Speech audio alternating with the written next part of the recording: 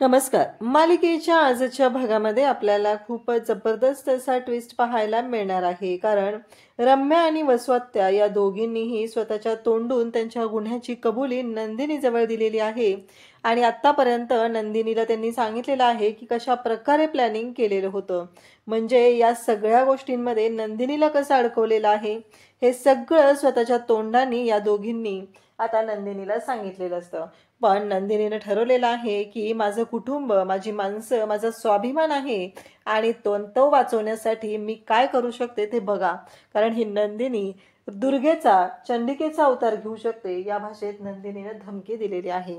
तर आपल्याला पाहायला मिळणार आहे की रम्या आहे ती म्हणते की तुम्ही दोघींनी आता निघायचं, या घरातून निघायच्या तयारीला लागायचं.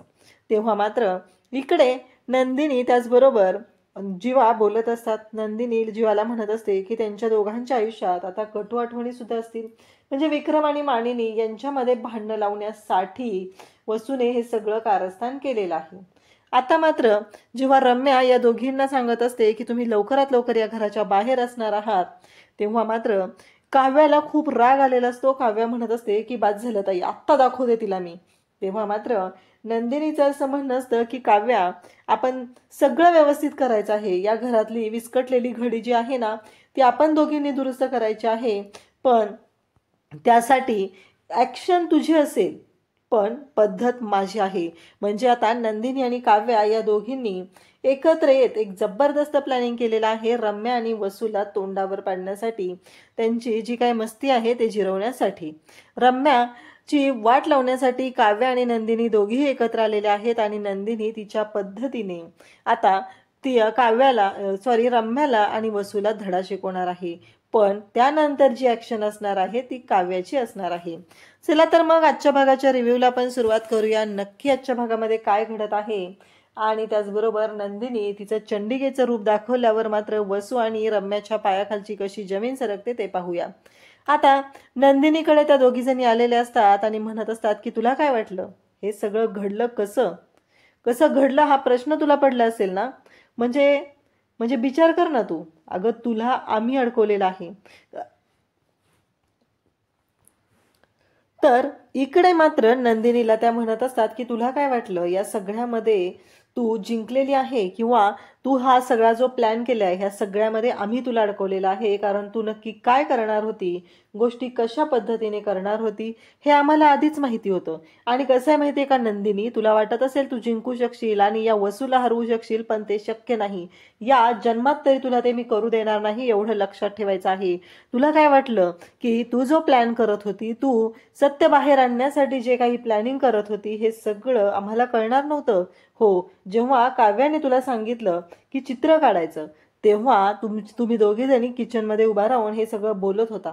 कारण इकडे पिहूच्या मनात जे काय चालू आहे, पिहूच्या मनात जी चलबिचल चालू आहे त्याचं चित्र तुम्हाला काढायचं होतं.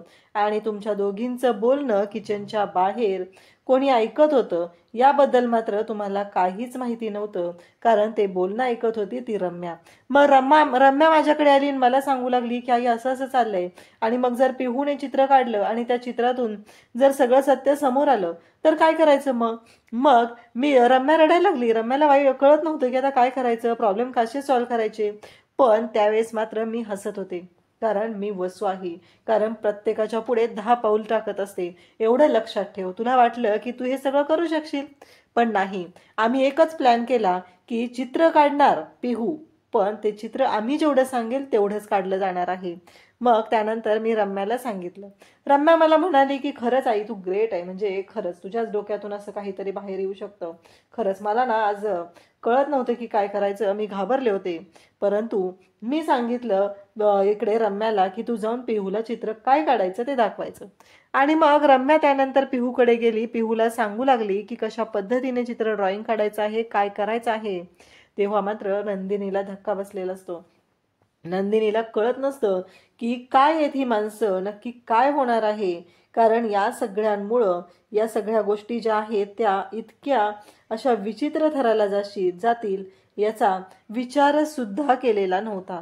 कारण नंदिनीला असं वाटायचं की ती या सगळ्यांना समजून घेऊन या सगळ्यांशी अगदी या घराला बांधून ठेवेल.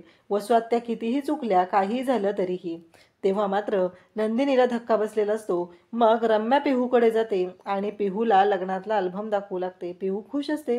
पिहू ऑलरेडी ड्रॉइंग करत बसलेली असते. तेव्हा रम्या म्हणत असते, बघितलंस का पिहू, हा लग्नातला अल्बम आहे, कसा आहे बघितलंस का, लक्षात आलंय का तुझ्या, असं ती पिहूला सांगत असते.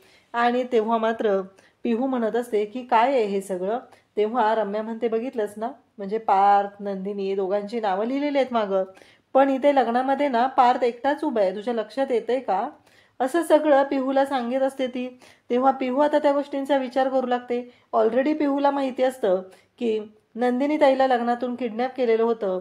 आणि मग इकडे रम्या तिला म्हणत असते की बघितलंस ना तू, याच्यामध्ये नंदिनी नाहीये, कुठे नंदिनी माहितीये का तुला, अगं कशी असेल ती, तिला तर लग्नातून किडनॅप केलेलं होतं ना, मग नंदिनी तर असणारच नाही, असं सगळं पिहूच्या मनात तिने भरवत असते. आणि मग पिहू विचार करू लागते आणि पिहू त्याच गोष्टीचं चित्र काढते. म्हणजे हे जेव्हा नंदिनीला कळतं, म्हणजे आता रम्याने आणि वसूने जे जे प्लॅनिंग केलेलं होतं ते सगळं प्लॅनिंग त्या इकडे नंदिनीला सांगत असतात. नंदिनीला मात्र धक्का बसलेला असतो. वसुंधरा म्हणते, तुला काय वाटलं, आणि तू ते चित्र सगळ्यांना दाखवणार हे आम्हाला माहिती होतं, आणि त्यानंतर काय करायचं हे सुद्धा मला चांगलं माहिती होतं, आणि मी त्याच पद्धतीने गोष्टी करत गेले. हे सगळं बोलणं ऐकून इकडे नंदिनी बघत असते. तेव्हा ती म्हणत असते की बरोबर आहे, कारण आम्हाला माहिती होतं की तू काय करणार आहे, तुझी पुढची चाल काय असणार आहे, हे सगळं आम्हाला माहिती होतं. आणि त्याच पद्धतीने या सगळ्या गोष्टी आम्ही प्लॅन केलेल्या होत्या आणि त्या पद्धतीने सगळ्या गोष्टी घडत होत्या. नंदिनीला यांचं एक एक गोष्ट कळल्यानंतर खरं तर धक्का बसलेला असतो की हे सगळं काय आहे, ह्या बायका इतका कोण आहे स्वतःच्याच घरामध्ये वादळ आणण्यासाठी एवढं सगळं कारस्थान करू शकतात. त्यानंतर आम्हीच तुला ते चॅलेंज द्यायला लावलं, जो 24 तासामध्ये, तू 24 तासामध्ये पुरावा देणार, ते चित्र कसं खोटं पाडायचं, या सगळ्या गोष्टी आम्हीच ठरवल्या होत्या. आणि ज्या पद्धतीने आम्ही ठरवलेलं होतं त्याच पद्धतीने सगळं घडत होतं. त्यानंतर मी तुला टाइम बॉम्ब लावून दिलेला होता, मी काउंटडाऊन सुरू केलेलं होतं, त्यानंतर तू 10 म्हणायच्या आत माझ्याकडे पोहोचणार हे मला माहिती होतं.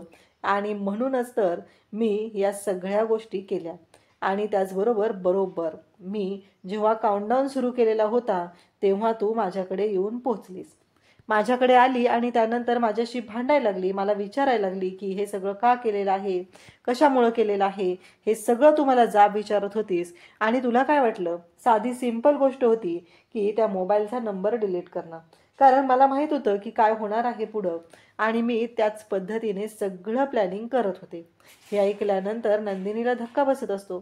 ती म्हणत असते की बरोबर आहे, आणि मग तू सगळ्यांच्या समोर, म्हणजे आता आम्ही पुढचा प्लॅन केलेला होता की तू प्रत्येक पुरावा सगळ्यांच्या समोर देणार आणि तुला खोटं पाडायचं, आणि त्याच पद्धतीने मी केलं.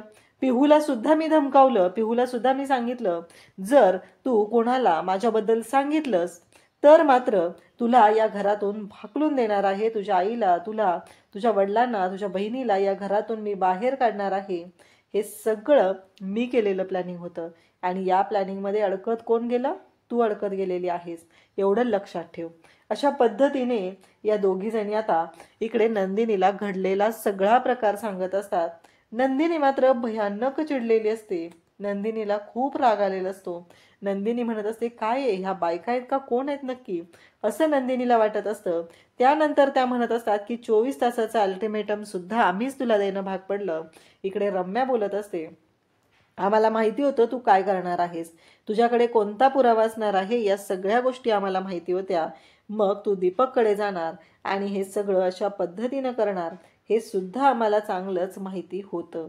हे सगळं बोलल्यानंतर मात्र आता इकडे नंदिनी पाहतच असते, कारण नंदिनीला कळायचंच बंद झालेलं असतं की या दोघींनी मला अडकवलं जाळ्यात पूर्णपणे, कारण मी याच्यामध्ये काय केलेलं होतं, असं म्हणत नंदिनी विचार करत असते. तेव्हा वसुंधरा म्हणते की म्हणून तर मला माहित होतं तू दीपकला जाऊन भेटणार आहे, तू पुढचा पुरावा काय सादर करणार आहे हे मला आधीच माहिती होतं, म्हणून मी तुझ्या आधी सकाळी जाऊन दीपकला भेटले. मग दीपकला मीच सांगितलं की तू त्याला सोडवू शकते, आणि म्हणून हा ट्रॅप आम्ही आखला, हा प्लॅन आम्ही केला. आणि दीपक मात्र चिडलेला होता, तो तिथं सजा भोगत होता. मी त्याला म्हणलं की तुला या सगळ्यातून नंदिनी बाहेर काढू शकते. तेव्हा दीपक म्हणाला की कसं शक्य आहे ते? तेव्हा मी त्याला सांगितलं की मी तुला यातून बाहेर नाही काढू शकत, पण नंदिनी मात्र तुला बाहेर काढू शकते. नंदिनी तुझ्याकडे येणार आहे आणि नंदिनी जेव्हा तुझ्याकडे येईल तेव्हा तू रड. तुला रडा येतं ना, अगदी चांगला रड, ढसाढसा रड. तिला खरं वाटलं पाहिजे आणि तिच्याकडून सहानुभूती घे. कारण तिला असं सांग की काही असलं तरीही तुला तुझं नवीन आयुष्य सुरू करायचं आहे आणि नवीन आयुष्य सुरू करण्यासाठी तुला इथून बाहेर पडणं गरजेचं आहे. या सगळ्या गोष्टी तू तिला सांग आणि त्यानंतरच मग त्याने मी सांगितलेलं होतं त्या पद्धतीने प्लॅनिंग केलं. आणि जेव्हा तू त्याला भेटायला गेली तेव्हा मात्र त्याने तुझ्या पुढे तो प्रस्ताव ठेवला. कारण मी जर त्याला बाहेर काढलं तर माझ्यावरचा संशय वाढणार होता आणि म्हणूनच मी ह्या सगळ्या गोष्टी केल्या. स्वतःच्या तोंडाने ही वसुंधरा सांगत होती. वसुंधरा म्हणत होती की मी सांगितल्या पद्धतीनेच दीपक वागला, कारण दीपक माझं प्याद होतं. आणि मग मी त्याला सांगितलेलं होतं की इथं आल्यानंतर तो तुझा मोबाईल काढण्यासाठी खिशात हात घालायचा आणि त्याच वेळी बेलचे पेपर खाली पडणार आणि एकदा का बेलचे पेपर खाली पडले की मग मात्र पुढचा डाव करणार ती म्हणजे रम्या. पुढचं काम रम्या करणार. अगदी तसंच झालं. म्हणजे त्याने खिशातला मोबाईल काढण्यासाठी खिशात हात घातला आणि जे बेलचे पेपर होते ते खाली पडले. बेलचे पेपर खाली पडले की रम्याने ते पेपर उचलले. रम्याने ते पेपर उचलले आणि कांगावा करायला सुरुवात केली. बघितलं का, हिने हिच्या याराला जामिनावर सोडवलेलं आहे आणि आपल्या सगळ्यांच्या समोर एक वेगळं चित्र उभं केलेलं आहे. अशा पद्धतीने आता तिने भांडायला सुरुवात केली आणि मग कांगावा सुरू झाला. तेव्हा नंदिनीला धक्का बसलेला असतो. नंदिनी म्हणत असते किती पुढच्या थराला गेलेल्या आहेत ह्या बायका, नक्की काय आहे? नंदिनी फक्त त्यांनी जी जी गोष्ट सांगितलेली आहे त्या प्रत्येक गोष्टीवरती विचार करत असते. नंदिनीला कळत नसतं आणि इकडे वसू आणि रम्या दोघी जणी हसत असतात. कारण त्यांना बघायचं असतं की ही जी नंदिनी आहे ना ती स्वतःला खूप मिरवत असते. आणि मग ती म्हणते की आता त्यानंतर आम्ही सुरू केलं, कारण तुला तर पूर्ण अडकवलेलं होतं. तू खूप तोऱ्यात मिरवायचीस ना ग, सगळीकडे सांगत फिरायचीस ना की तू काय करू शकते. नंदिनी बोलून नाही, नंदिनी करून दाखवते. पण आज तुला कळलं असेल की तू काहीही करू शकत नाही, कारण इथे फक्त राज्य चालतं ते म्हणजे या वसूचं. कारण तू लय स्वाभिमानाने मिरवायचीस ना, मला तुझा तोच स्वाभिमान ठेचायचा होता. मला तू आधीपासून माझ्या रडारावर होती. कसे तू मला या घरात नकोस होती. जेव्हा तू पार्थ सोबत लग्नाला तयार झाली तेव्हाच माझ्या डोक्यात तू गेलेली होती. पण ऐनवेळी लग्नाच्या वेळेस सुद्धा गोंधळ झाला, नाही तर या पार्थ बरोबर रम्याचंच लग्न झालं असतं. अशा पद्धतीने हे बोलणं ऐकलेलं असतं. तेव्हा मात्र नंदिनीला धक्का बसलेला असतो. म्हणजे ह्या बायका काय करू शकतात, काय बोलू शकतात याचा अंदाजच येत नसतो. नंदिनी मात्र खूप चिडलेली असते आणि वसू जी जी गोष्ट आहे ती सांगत असते. वसू म्हणत असते की दीपक हे माझं प्याद होतं आणि ते माझ्या म्हणण्याप्रमाणे वागणार होतं, ते तुझ्या म्हणण्याप्रमाणे कधीच वागणार नव्हतं. आणि रम्या मात्र नंदिनीला म्हणते लूजर आहेस तू, लूजर. एवढं लक्षात ठेव, कारण काहीही झालं तरीही गोष्टी तुझ्या म्हणण्याप्रमाणे नाहीत होणार. गोष्टी आम्ही ठरवलेल्या होत्या त्या पद्धतीने होणार होत्या. आणि मग दोघी जणी म्हणत असतात की आता घरात कधीही घडलेलं नव्हतं विक्रम आणि मानिनी यांच्यामध्ये भांडण होणार, त्याला जबाबदार कोण असणार आहे? तू असणार आहे. तुझ्यामुळे त्या दोघांमध्ये रोज भांडणं होणार आहेत. तुझ्यामुळे हे सगळं घडणार आहे आणि या सगळ्या गोष्टीला तू जबाबदार असणार आहेस, एवढं लक्षात ठेव. आणि त्याचबरोबर या घरातली शांतता भंग होणार आहे आणि तुला पदोपदी आम्ही दाखवून देणार आहोत की या घरामध्ये जे वाटोळ झालेलं आहे ते तुझ्यामुळे झालेलं आहे. या सगळ्या गोष्टीला तू जबाबदार आहे. असं म्हणत आता वसू आणि रम्याने पुढचा डाव टाकलेला असतो आणि त्या दोघी जणी म्हणालेल्या असतात की बघ काय होऊ शकतं ना, तू विचार कर. कारण काहीही झालं तरीही या सगळ्या गोष्टी अशा पद्धतीने घडतील असा विचारही तू करू नकोस. हे सगळं बोलणं चाललेलं असतं. आणि तेव्हा मात्र इकडे नंदिनी आणि त्याचबरोबर वसू यांच्यामध्ये हे बोलणं सुरू आहे. नंदिनीला मात्र खूप राग आलेला आहे. नंदिनी भयानक चिडलेली असते. नंदिनी म्हणत असते की एक गोष्ट लक्षात ठेवायची की आजपर्यंत ज्या गोष्टी घडत होत्या, आजपर्यंत जे नंदिनीचं रूप पाहिलेलं होतं ते सोज्वळ रूप पाहिलेलं होतं आणि त्यासोबतच आता इथून पुढे तुम्हाला ही नंदिनी दुर्गेचा अवतार घेऊ शकते.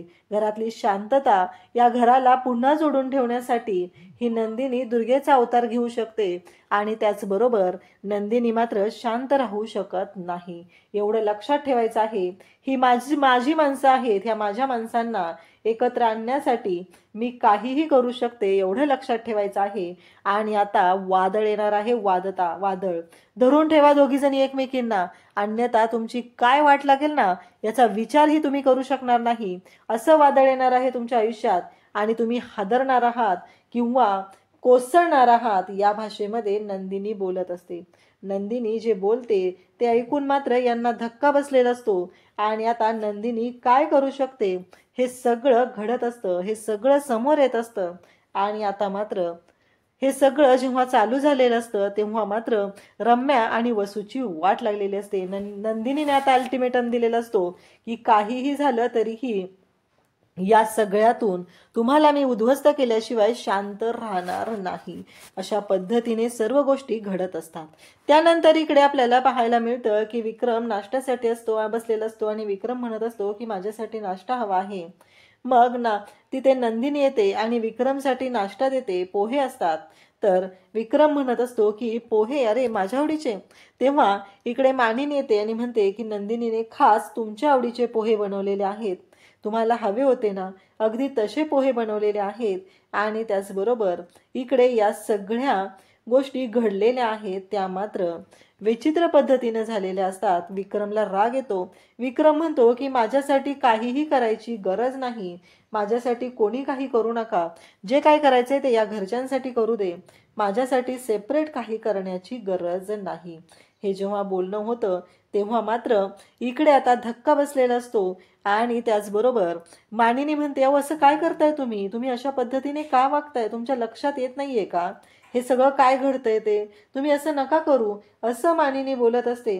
आणि तेव्हा मात्र विक्रम म्हणत असतो की नाही, मला नाही वाटत असं, तुझी सून आहे ना, तुझ्यासाठी जे काय करायचंय ना ते करू दे, मला काही फरक पडत नाहीये आणि माझ्यासाठी कोणी काहीही करू नये, असं विक्रमचं म्हणणं चाललेलं असतं.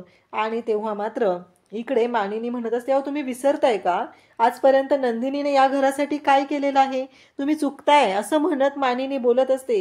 नंदिनीची बाजू घेत असते, दाखवत असते की नंदिनी कशा पद्धतीने बोलत आहे, नंदिनी कशी चांगली आहे. कारण या घरामध्ये सुख शांती सगळं एकत्र आणण्यासाठी या सगळ्या गोष्टी केल्या गेलेल्या होत्या.